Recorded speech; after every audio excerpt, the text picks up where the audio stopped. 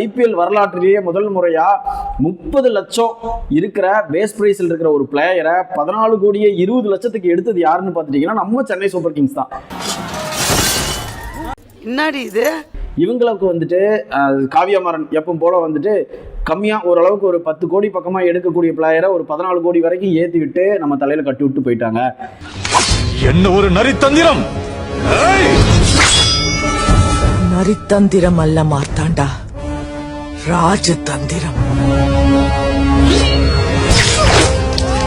இந்த 14 கோடிக்கு வந்துட்டு இவர் ஒர்த்தா இல்லையா அப்படிங்கிறது இந்த சீசன் பார்த்தா தான் தெரியும். நீ என்னவா பாக்குறது?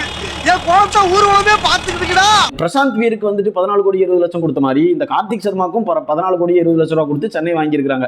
கிட்டத்தட்ட 2 பிளேயருக்கு மட்டும் 28 கோடியே 40 லட்சம் ரூபாய் செலவு பண்ணியிருக்காங்க. இந்த இத்து போன 4 வாழத்தாருக்கு 1 கோடி ரூபாய்.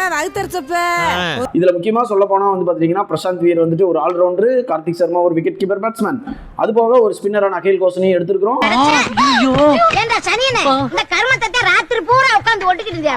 நம்ம சென்னைக்கு வந்துட்டு இந்த ஸ்குவாட் வந்துட்டு ஒரு பெரிய ஸ்குவாடா இருக்குமா இல்ல போன சீசன் மாதிரி நம்மளுக்கு ஒரு சோதனை காலமாவே இருக்குமா அப்படிங்கறத வந்து பொறுத்து தான் பார்க்கணும். அது ஒண்ணு இல்ல, கீழே போட்டு